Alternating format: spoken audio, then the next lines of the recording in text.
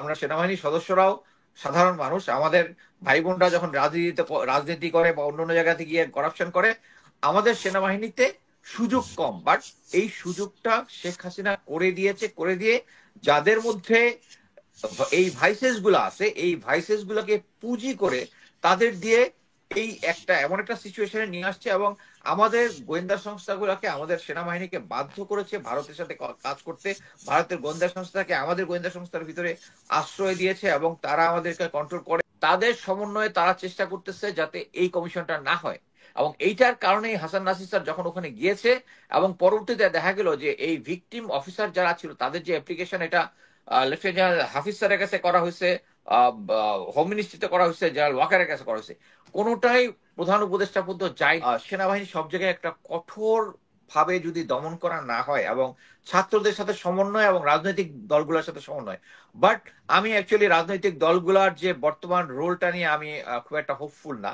But আমি মনে করি যে সরকার এই যে এতগুলো কমিশন করতেছে বা কার্যকর করতেছে, আমরা কোনো মানে চোখে দেখার মতো কোনো অ্যাকশন আমরা দেখতেছি না। হুম তারা চাচ্ছে সংবিধানকে ছুঁড়ে ফেলে দিতে। হুম আহ, এই জিনিসটা যদি আহ, এই 5ই আগস্টের সাথেই হতো, তাহলে ধরে নেওয়া যেত তখনকার একটা পাবলিক যে সহানুভূতি, পাবলিক সাপোর্ট সবকিছুই ছিল এই ছাত্র জনতার যে আন্দোলন তাদের পক্ষে।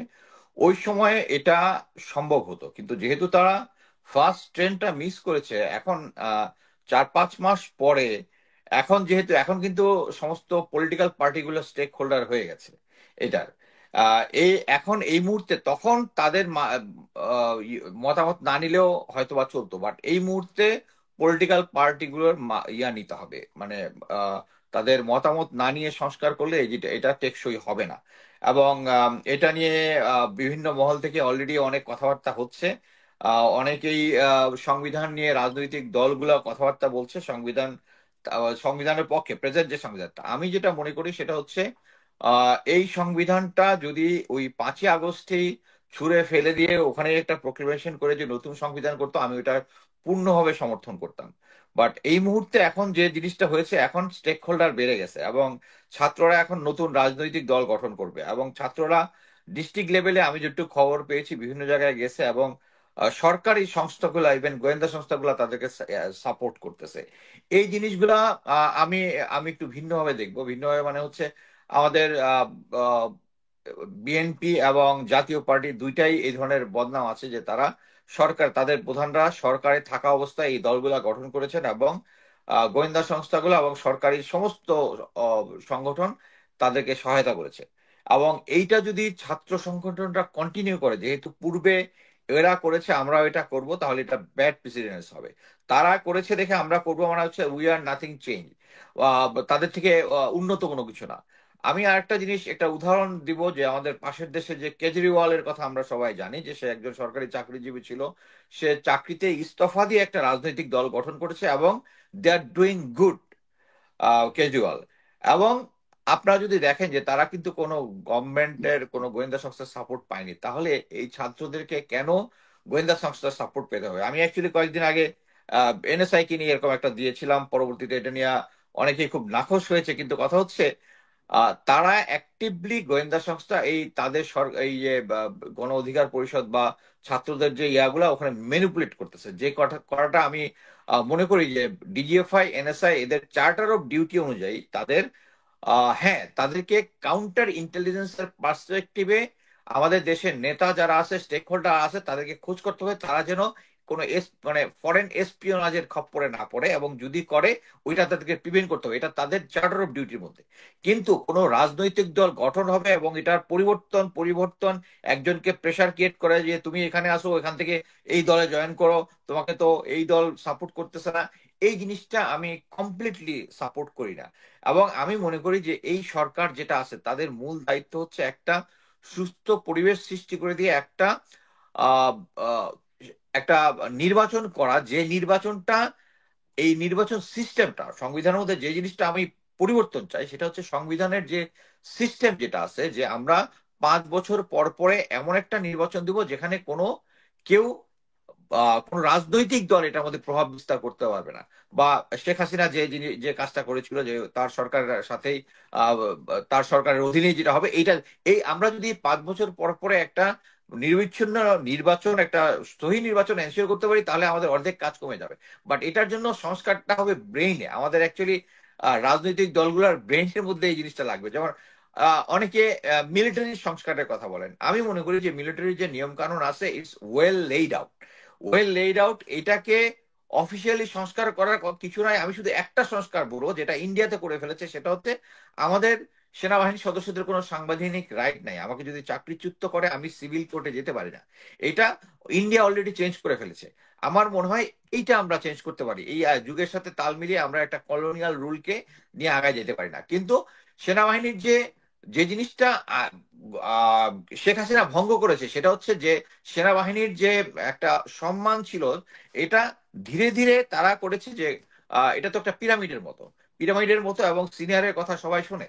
এবং এই পিরামিডটাকে নষ্ট করেছে কিভাবে? উনি করাপ্টেড অফিসার। আমাদের মধ্যে আমরা সেনাবাহিনীর সদস্যরাও সাধারণ মানুষ, আমাদের ভাই বোনরা যখন রাজনীতি করে বা অন্য অন্য জায়গাতে গিয়ে করাপশন করে, আমাদের সেনাবাহিনীতে সুযোগ কম। বাট এই সুযোগটা শেখ হাসিনা করে দিয়ে যাদের মধ্যে এই ভাইসেস গুলো আছে, এই ভাইসেস গুলোকে পুঁজি করে তাদের দিয়ে এই এমন একটা সিচুয়েশনে নিয়ে আসছে, এবং আমাদের গোয়েন্দা সংস্থাগুলোকে, আমাদের সেনাবাহিনীকে বাধ্য করেছে ভারতের সাথে কাজ করতে।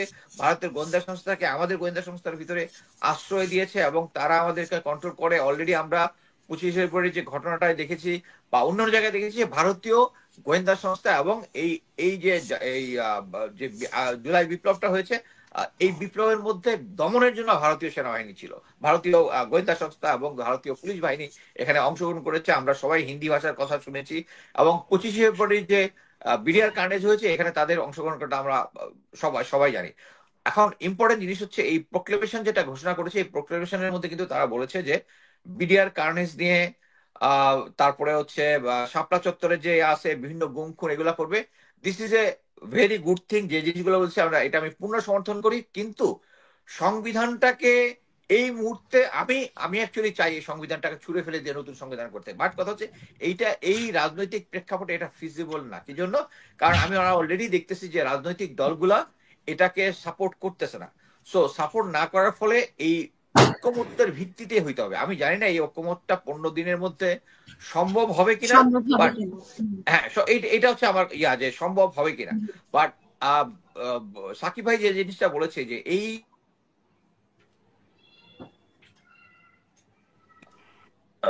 সমন্বয়হীনতা আছে, হ্যাঁ, এটা একদম 100% সমন্বয়হীনতা আছে। গত পরশুদিন ব্রিগেডিয়ার জেনারেল হাসান নাসির এবং যে সমস্ত অফিসাররা, সৈনিকরা এই এই যে গত 15 বছরে নিগৃহীত হয়েছে, যাদের উপরে বিভিন্ন তাদেরকে চাকরিচ্যুত করা হয়েছে বা অন্যান্য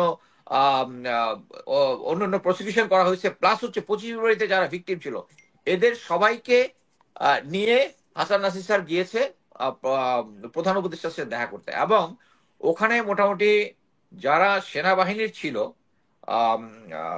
লেফটেন্যান্ট জেনারেল হাফিজ, লেফটেন্যান্ট জেনারেল জাহাঙ্গীর এবং ব্রিগেডিয়ার শাখাওয়াত স্যার, ওনারা ছাড়া সবাই ছিলেন। এটা না থাকার কারণও আছে। সেটা হচ্ছে এর আগে আমরা আমাদের 25 ফেব্রুয়ারির কমিশন হবে কি হবে না এটা নিয়ে অনেক আলোচনা দেখেছি। একবার বললো যে হবে না। এটাই হচ্ছে সমন্বয়হীনতা। কারণ এক পার্টি চেষ্টা করতেছে এই কমিশনটা যেন না হয়। এবং আমি এই যারা গিয়েছিল যারা আসিফ নজরুলের সাথে কথা বলার জন্য, ওনা সবাই ভেবেছিল সামরিক বাহিনীর যারা ছিল, ব্রিগেডিয়ার হাসান নাসির ছিল ওখানে, যে নিশ্চয়ই উনি এই জিনিসটাকে বাধা দিচ্ছে। পরে গিয়ে দেখা গেল যে অ্যাকচুয়ালি আমাদের মিলিটারির যারা অ্যাডভাইজার আছে, লেফটেন্যান্ট জেনারেল হাফিজ, লেফটেন্যান্ট জাহাঙ্গীর এবং ব্যাকগ্রাউন্ডে জেনারেল ওয়াকার, তাদের সমন্বয়ে তারা চেষ্টা করতেছে যাতে এই কমিশনটা না হয়। এবং এইটার কারণেই হাসান নাসির স্যার যখন ওখানে গিয়েছে, এবং পরবর্তীতে দেখা গেল যে এই ভিকটিম অফিসার যারা ছিল তাদের যে অ্যাপ্লিকেশন, এটা লেফটেন্যান্ট জেনারেল হাফিজ স্যারের কাছে করা হয়েছে, হোম মিনিস্ট্রিতে করা হয়েছে, জেনারেল ওয়াকারের কাছে করা হয়েছে, কোনোটাই প্রধান উপদেষ্টা পর্যন্ত যায়নি। এবং এটা প্রফেসর ইউনুস খুব অবাক হয়ে গেছেন এরকম একটা কিছু হচ্ছে। তারপরে এই আমার কাছে তো এই ধরনের কোনো কিছু ইনফরমেশন ওনার কাছে এই জিনিসটা যায়ই নাই। এই সমন্বয়হীনতা বার হওয়ার পরে হাসান নাসিরের একটা লিখিতভাবে তার পয়েন্টগুলো দিয়েছে, এবং আশা করি এখন এই সমস্যাগুলোর সমাধান হবে। এবং আমি যেটা বুঝতে পেরেছি সেটা হচ্ছে অ্যাকচুয়ালি প্রফেসর ইউনুস এবং এই সরকারকে জেনারেল ওয়াকার একটা ফলস ফ্রন্ট দেখিয়েছে। Actually he was not supporting the government fully, এবং এই সাপোর্ট না করার জন্য এই কিন্তু অরাজকতা আসছে। আমরা সবাই জানি যে আওয়ামী লীগের হাতে অনেক টাকা পয়সা আছে, এবং আমি মানে স্ট্রংলি বিশ্বাস করি এই টাকা পয়সা দিয়েই এই বিভিন্ন লোকগুলো যে দেশের বাইরে চলে গেল। এখন তো আমরা বিভিন্ন তথ্য জানতেছি যে বিএনপির অনেক লোকজন এই পালিয়ে যাওয়াতে সাহায্য করেছে, এবং তারা এখন যে বিএনপির পক্ষে কথা বলতেছে, আমার কাছে মনে হচ্ছে যে মানি টক্স। তাদের যে টাকাটা তারা এতদিন ইয়া করেছে, এবং সেই টাকাটা হুম। সব টাকাই তারা দেশের বাইরে নিয়ে যেতে পারে নাই।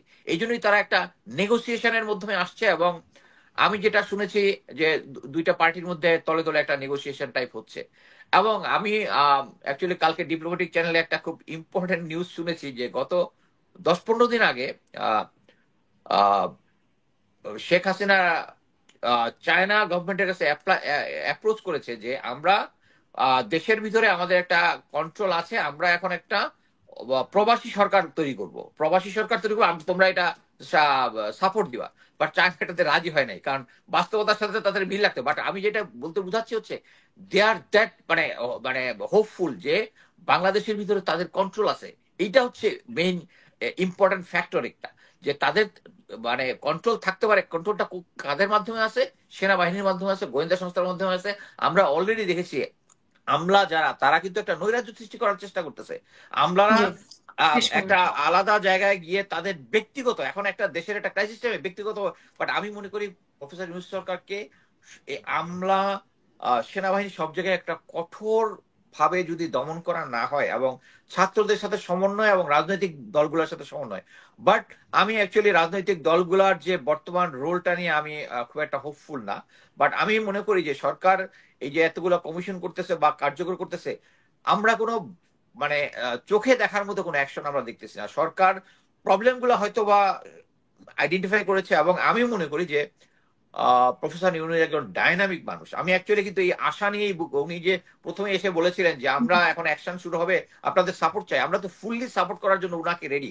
কিন্তু আমরা এখন পর্যন্ত এই যে ভারত ব্যাকগ্রাউন্ডে থেকে যে আমাদের ভিতরে যে এই অরাজনৈতিক রাজনৈতিক সহিংসতা এবং অন্যান্য জিনিস তৈরি করতেছে, এটা স্টপ করার জন্য এখন এই সরকারের একটা স্ট্রং পদক্ষেপ দরকার। আমি আশা করি প্রফেসর ইউনূস এই জিনিসটা করবে।